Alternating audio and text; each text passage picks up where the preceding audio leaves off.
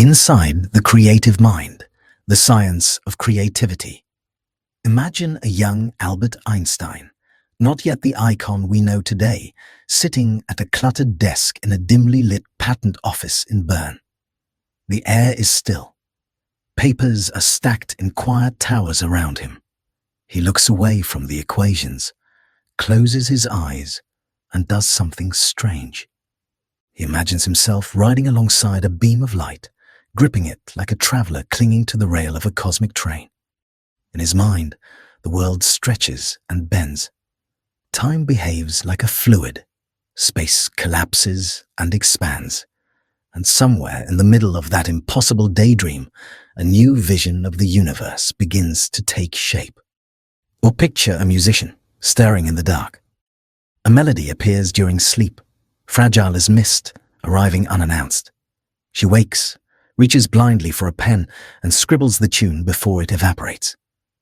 Days later, that fleeting dream becomes a song that millions sing, a soundtrack to weddings, heartbreaks, road trips, and quiet moments of hope. These scenes feel almost magical. They hint at a mysterious force that occasionally sweeps through the mind like lightning, leaving behind an idea so unexpected that it changes everything. And yet, our central question remains: where do our aha moments come from? Creativity feels mystical, but beneath that mystery lives something far more tangible. Patterns of thought, loops of neural activity, cognitive habits shaped by evolution, experience, and attention. That doesn't make creativity any less wondrous. If anything, understanding the machinery behind these moments makes them even more extraordinary. It suggests that every spark of insight, every story, invention, melody, or breakthrough is not a gift from nowhere, but a natural feature of the human brain. And this matters now more than ever. We live in an age where innovation is no longer optional. We're asked to solve problems that don't behave like equations with neat answers. The world is shifting faster than most of us can comfortably adapt. Creativity has become a life skill, a way of navigating uncertainty and imagining alternatives. Whether you're a scientist searching for the next breakthrough, a student staring at a blank page, an entrepreneur rethinking an idea, or simply someone trying to troubleshoot a stubborn piece of life, creativity has become a quiet superpower. But what exactly is it? Creativity is often described in inflated terms: artistic genius, divine inspiration, flashes of brilliance. But at its core, creativity is surprisingly simple: the ability to generate ideas that are both novel and useful. It is the habit of seeing beyond the obvious, of rearranging what already exists into something that didn't exist before. Creativity is not limited to painting, music, or poetry. It also exists in the engineer improving a design, the friend finding a new way to comfort someone, the parent improvising a better bedtime story, the doctor diagnosing a difficult condition, the coder debugging a stubborn line of code. And yet, creativity itself is not singular. It hides three distinct ingredients. There is creative insight, the sudden moment of realization when the pieces click together, the aha, the epiphany. There is creative skill, the practiced ability to shape and refine ideas, the craft, the hours of learning how a brush moves, how a model behaves, how a sentence flows. And there is creative work, the routine of showing up day after day, iterating, failing, adjusting, and trying again. Insight is the spark. Skill is the hand. Work is the engine. All three matter, but insight is the most mysterious. It arrives unexpectedly, often when we're not trying. And it belongs to a wider psychological pattern researchers call divergent thinking, our brain's ability to wander beyond conventional boundaries and explore remote associations. Divergent thinking is not about focusing, but expanding. It is the mental equivalent of standing at a crossroads and noticing roads nobody else sees. Then there is iteration, the quieter, more patient cousin of insight. Iteration is the process of refining an idea through cycles of experimentation. It is what happens after the spark, the testing, the adjusting, the shaping. Most creative breakthroughs are built on countless iterations. Insight opens the door, but iteration builds the house. Together, divergent thinking, insight, and iteration form a basic framework for how creativity functions. They reveal a simple truth. Creativity is not chaos. It is structured improvisation. It emerges when the brain shifts between exploration and precision. And to understand how the brain manages this delicate dance, we have to journey inside the neural architecture behind imagination. For years, scientists assumed that creativity was a right brain phenomenon, a burst of intuitive artistic energy. But the reality is far more complex and far more beautiful. When we generate creative ideas, the brain lights up like a city at night, multiple regions communicating across vast distances. Two major networks are responsible for the choreography: the default mode network and the executive control network. The default mode network is the mind's wandering state, the place where imagination roams freely. It is active when we daydream, reflect, simulate futures, revisit memories, or drift into reverie. This network is extraordinary at making loose connections, pulling distant memories forward, blending sensory impressions with old emotions and half-forgotten stories. It is the ocean where ideas first appear as little waves. But these waves would never form into something meaningful without the second network, the executive control network. This one is the mind's focus system.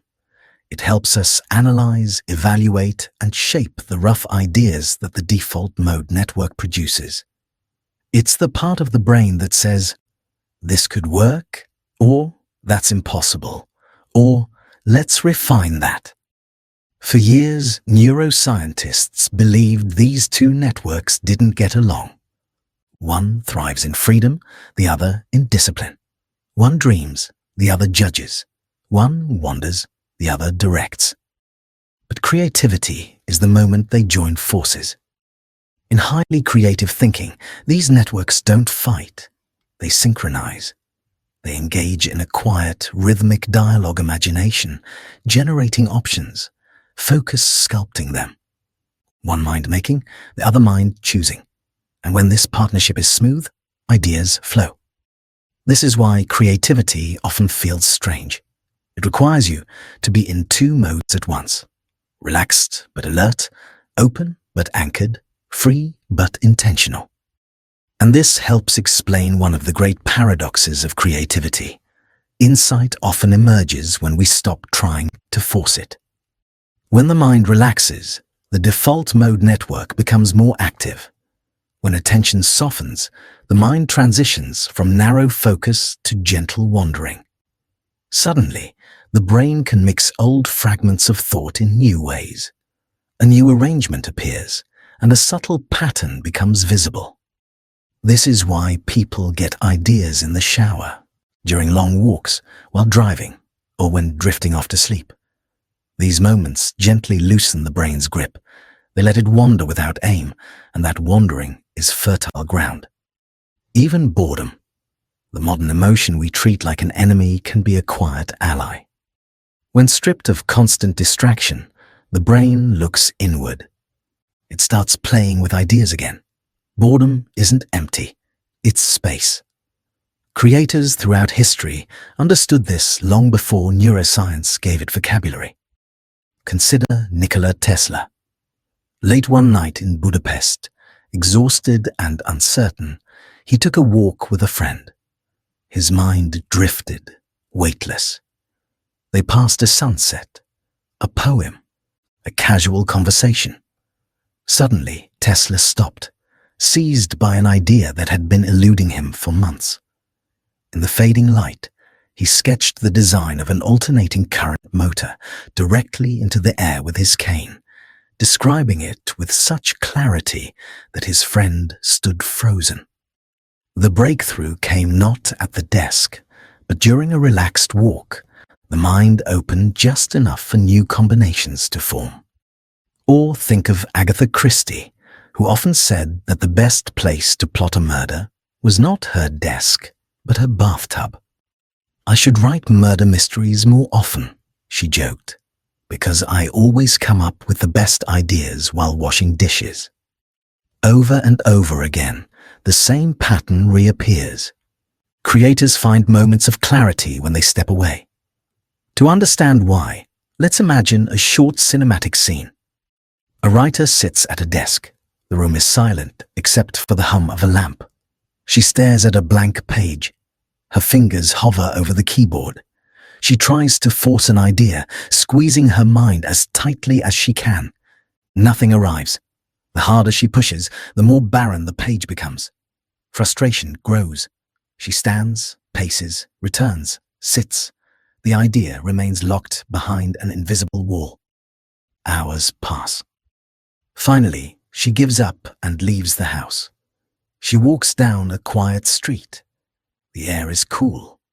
Her attention loosens. She notices the play of sunlight on a window, a leaf drifting across the pavement, the sound of a distant dog barking. Her mind softens. Thoughts wander. Memories blend with fragments of story. A sentence appears, then another. A character takes shape. A plot twist flashes like a spark. She stops walking. There it is, the idea she spent hours trying to force. It arrived the moment she stopped chasing it. This scene captures one of the fundamental truths about creativity. Insight emerges when control relaxes, not when the mind is idle, but when it is gently unbound.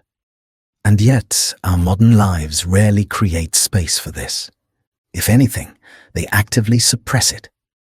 We live in a world saturated with interruptions, notifications, messages, endless feeds, accelerating schedules. Our minds are constantly tugged into narrow focus, reacting, responding, optimizing, managing. There is always something to check, something to reply to, something to refresh. This continuous stream of micro-demands fragments attention into tiny shards.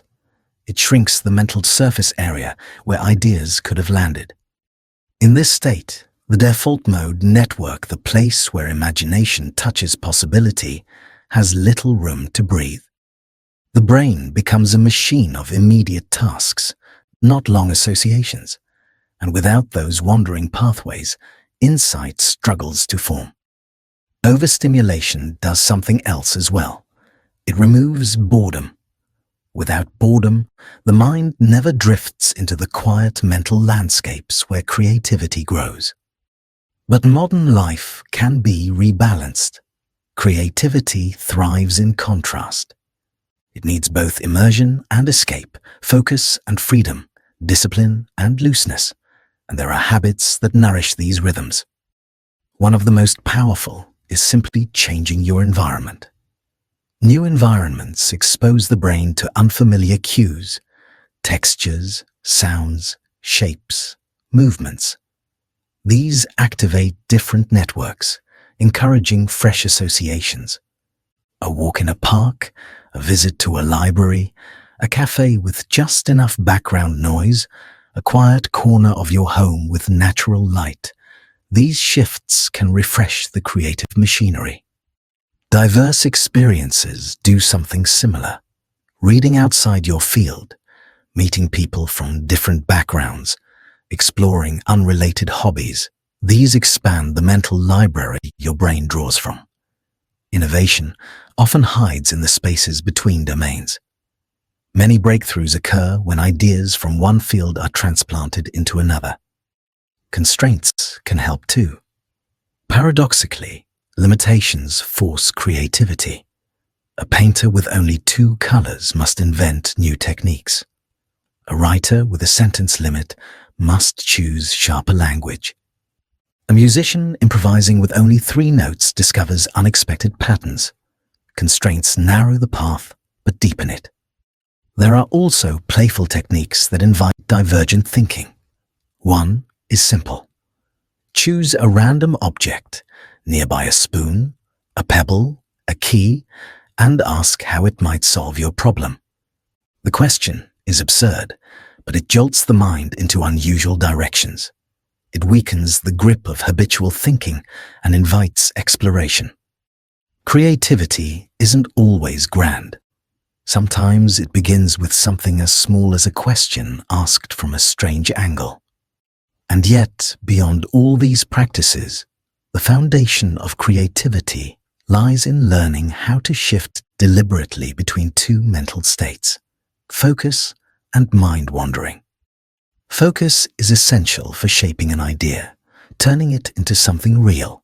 But mind wandering is where many ideas are born. Switching between them intentionally is like tuning an instrument, adjusting the mind for the type of thinking needed in that moment. There are simple techniques for this. One method is time boxing. Work intensely for a short period, then step away completely. Let the mind drift, return, repeat. Another is using physical movement to shift mental gears. A brisk walk, a stretch, a moment of quiet breathing, these interrupt mental loops and refresh the brain's internal dynamics. Environment can also cue the mind. Some people create a focus corner and a drift space, 2 different physical spots that encourage different mental modes. The act of moving between them becomes a small ritual of cognitive switching. And then there is incubation, the art of letting ideas simmer beneath the surface. Incubation is powerful because it leverages the default mode network without conscious pressure. It allows the brain to keep working silently while you live your life. A problem set aside is not a problem forgotten. It is a problem dissolving and reforming in the background. This is why stepping away isn't the opposite of productivity. It's part of it. To bring all of this into daily life, it helps to use a few simple mental models. One model is the 2-stage engine, exploration and refinement. Begin by generating possibilities without judgment, then switch to evaluating them. Don't mix the 2 modes. They use different neural systems. Another model is the creative triangle. New input, open mind, structured output. Feed the brain new experiences, create space for wandering, and then give the idea a form. And finally, reflection questions can act as quiet catalysts. What if I approached this from the opposite direction? What would a child ask about this? What would happen if one assumption were removed? What is the most unusual connection I can make here? These questions nudge the mind into unfamiliar territory. They help the default mode network tug gently at the edges of possibility. Creativity is not a mysterious gift bestowed on the lucky few. It is a pattern of mind that can be cultivated. It is a set of habits that anyone can develop. And when we understand the brain behind creativity, when we see the hidden machinery, we realize that insight is not a lightning strike. It is the natural outcome of a mind designed to wander, connect, imagine, and shape. We've explored the foundations, the networks, the paradoxes, the habits that unlock insight. In the next part, we'll dive deeper into the science, the psychology, and the practical routines that help creativity thrive in the modern world. We'll explore how individuals and societies can cultivate more innovative minds, and how everyday people can access the extraordinary potential already inside them. The creative mind is not a single mechanism. It is a living system shaped by biology, experience, emotion, and environment. And when we look closer at that system, a deeper truth emerges. Creativity is not something the brain does occasionally. It is something the brain is always doing. It is the constant background activity of a mind trying to make sense of the world. But modern life complicates this natural process. We are surrounded by tools designed to keep our attention occupied, not focused, not wandering, but trapped in a narrow band of shallow engagement. Every notification interrupts. Every feed scroll fragments thought. Creativity requires cognitive depth, yet much of modern experience encourages surface-level thinking.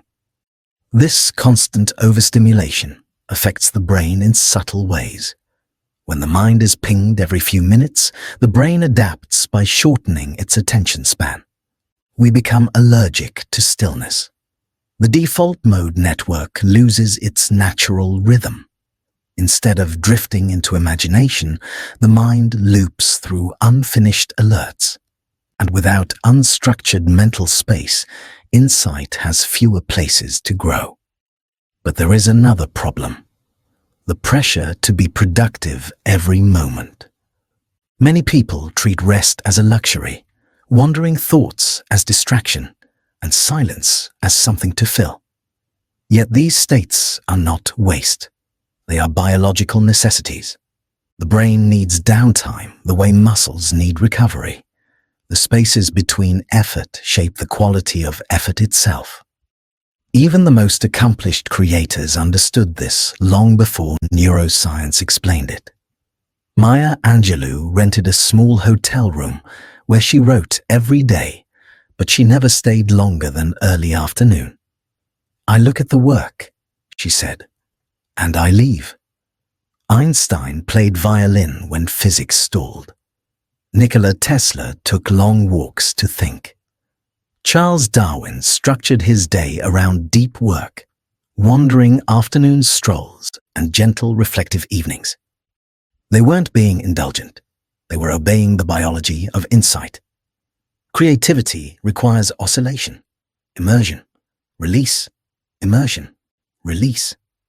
The mind works like a tide, ideas flowing in, retreating, then returning with new patterns.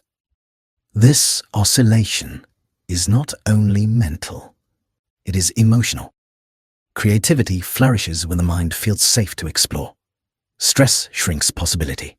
Anxiety narrows thought. Pressure demands immediate answers. Insight rarely survives under these conditions. When the brain senses threat, even small threat, it shifts to reactive modes of thinking useful for survival, terrible for creativity. This is why play, curiosity, and even lightheartedness are powerful creative fuels. They relax the mind just enough for exploration. They give permission for odd combinations, strange thoughts, imperfect drafts. They quiet the inner critic long enough for the default mode network to speak. If we look at children, we see this with stunning clarity. Their creativity peaks around age 6, when the brain is still a wild landscape of possibility. They explore freely, imagine boldly, and follow curiosity without hesitation. But as schooling, expectations, and evaluation grow, creativity often drops. The mind begins to favor correctness over exploration. Confidence shifts from discovery to performance. Reawakening creativity as adults often requires relearning what we once knew instinctively. The world becomes more interesting when we entertain possibilities, not just solutions. This is why diverse experiences are so crucial. Creativity thrives on difference, different environments, different stories, different cultures, different skills. Every new experience adds to the brain's internal library, giving the default mode network more material to recombine. This is why travel sparks ideas. Why conversation with someone from another field opens unseen pathways. Why reading widely deepens imagination. Creativity lives in the connections between things. A chef borrows from chemistry. A scientist borrows from art. A filmmaker borrows from psychology. A programmer borrows from music. A teacher borrows from storytelling. These crossovers are not accidents. They are evolutionary features. A creative mind is a connective mind. But creativity also requires resilience. Most ideas will fail. Most drafts will crumble. Most attempts will be mediocre. The creators who endure are those who understand that failure is not an obstacle. It is the raw material of refinement. Iteration transforms failure into form. Every misstep becomes a clue. Thomas Edison famously said he had not failed, but found thousands of ways that didn't work. But his real talent was not just persistence, it was reflection. He learned from each attempt, adjusting small pieces until the solution appeared. Creativity is not trial and error. It is trial, reflection, adjustment, insight. This is the hidden structure behind innovation, controlled exploration. The creative mind is not a chaotic engine. It is a disciplined wanderer, following curiosity with direction and refining ideas with precision. Modern neuroscience reveals this pattern with remarkable clarity. Creativity relies on a network that includes not just the default mode and executive control networks, but also the salience network, the system that decides when to shift between mental states. The salience network acts like a conductor, signaling when it's time to explore and when it's time to focus. A well-functioning salience network is like a skilled navigator, knowing when to let the mind drift and when to tighten its grip. This matters because many people struggle not with creativity, but with switching modes. They get stuck in focus, squeezing the mind too tightly, or they get lost in wandering, unable to anchor their ideas. Mastering this switch is one of the most powerful creative skills available. You can feel this switch physically. Focus is like leaning forward. Wandering is like leaning back. Focus feels like a narrowing beam. Wandering feels like a soft expansion. Learning to sense this shift helps you guide it. And once you understand this mechanism, you can design your environment and habits to support it. One of the simplest ways to enhance creativity is to create environments that match the mental state you're aiming for. A bright, structured workspace supports focus. A softer, quieter, more open environment supports wandering. Music can help too. Simple rhythms or ambient sounds encourage drift, while deliberate silence supports precision. Movement is another powerful lever. A still body encourages focused thought. A walking body encourages associative thought. This is why so many breakthroughs happen on walks. The gentle rhythm relaxes the executive network, allowing the default mode network to explore. The mind becomes a kaleidoscope, turning ideas slowly, letting light hit them from different angles. Nature amplifies this effect. The natural world engages the brain without overwhelming it. It introduces calm complexity patterns that are rich but not demanding. Studies show that even short time in nature restores attention and increases divergent thinking. It's not magic, it's biology. Natural environments gently stimulate the default mode network while reducing internal noise. Another underrated ingredient of creativity is solitude. Not isolation, but solitude, the quiet state where distraction dissolves and thoughts have room to breathe. Solitude reconnects you with your inner voice, the one that often gets drowned out by noise. Many creators describe this state as a kind of stillness, a moment where the mind sits calmly with itself. In this space, ideas stretch their limbs. But creativity also needs community. Solitude generates ideas, but conversation refines them. Feedback sharpens them. Collaboration multiplies them. A small group of people with diverse perspectives can transform a fragile idea into something powerful. The most innovative teams in history often shared three conditions: psychological safety, intellectual humility, and shared curiosity.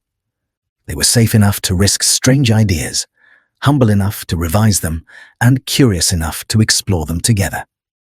In everyday life, creativity often begins with questions simple, curious questions that challenge assumptions. Why does this need to be done this way? What if the opposite were true? What would this problem look like if it were 5 times bigger or 5 times smaller? How would a completely different person solve it? Questions are invitations. They pry open mental space. They allow the mind to reorganize information and discover unseen connections. The question is not a sign of ignorance. It is the beginning of insight. But creativity also requires patience. The mind needs time to gather fragments, to wander, to combine, to test, to reshape. Insight is rarely immediate. It is a form of accumulation, small impressions, random thoughts, minor observations, forgotten memories, unexpected moments. The mind stores these fragments until a pattern emerges. This is why journaling is such a powerful creative tool. It captures fragments before they fade. A journal is a greenhouse for thoughts, a place where ideas can sprout before they're ready for the world. Even a sentence or two can anchor an insight long enough for the brain to return to it later. Similarly, creative routines anchor the mind in predictable rhythms that encourage flow. Flow, that effortless state where action and awareness merge, is one of creativity's purest expressions. Flow requires challenge, skill, and presence. It emerges when you're doing something meaningful just beyond your comfort zone. The key to accessing flow is finding work that is difficult enough to engage you, but not so difficult that it overwhelms you. And once you enter flow, distractions become costly. This is why creators guard their routines fiercely. They know that creativity thrives in protected time. Even small rituals help. A cup of tea brewed the same way, a walk at the same hour, a brief stretch before beginning. These cues tell the brain, now is the time to create. But creativity also benefits from its opposite deliberate breaks. Stepping away is not avoidance, it is incubation. It allows the mind to rearrange ideas while attention rests. After a break, the mind often returns refreshed, carrying new connections formed beneath awareness. At the most practical level, creativity training comes down to 5 science-backed practices. First, alternate deliberately between focus and mind wandering. Use time blocks. Work intensely, then release the mind. Second, design environments that support different modes of thinking. Create places for focus and places for drift. Third, feed the brain with diverse input. Seek new experiences, new conversations, new stories. Fourth, practice reflection. Journal. Walk. Let ideas simmer. Incubate. Fifth, use constraints and playful techniques to break habitual thinking. Ask strange questions. Use random objects. Try opposite solutions. Each practice strengthens the networks that support creative thought. Together, they transform creativity from a rare occurrence into a reliable part of life. Creativity is not just a mental function, it is a way of seeing. It is a lens that reveals hidden patterns in ordinary things. It is the art of noticing what others overlook, noticing what feels off, noticing what could be improved, noticing what might be possible. And creativity is a way of caring. Every creative act is an expression of belief that the world can be different. Every idea is a small rebellion against inevitability. Every insight is a gesture of hope. If you look closely at the creative mind, you find that its most extraordinary power is not its ability to generate ideas, but its willingness to believe that new ideas matter. Creativity is not only cognitive, it is emotional. It is the courage to trust a fragile thought. It is the resilience to pursue it. It is the humility to revise it. And it is the curiosity to explore it without knowing where it leads. This is why creativity feels so profoundly human. It emerges from the same qualities that define us: curiosity, imagination, play, resilience, reflection. It is the mind reaching beyond itself, asking what if, and weaving an answer from the threads of its own experience. Inside, every mind lives a quiet workshop of possibility, a place where memories mingle with dreams, where observations spark questions, where fragments of experience form strange alliances. This workshop is always open. Creativity happens when we choose to visit it, when we give it time, when we protect it from noise, when we trust its strange logic. The science of creativity does not diminish its magic. It reveals the magic for what it truly is, the natural brilliance of a mind designed to imagine beyond its limits. Creativity is not the exception. It is the rule. It is the signature of human thought.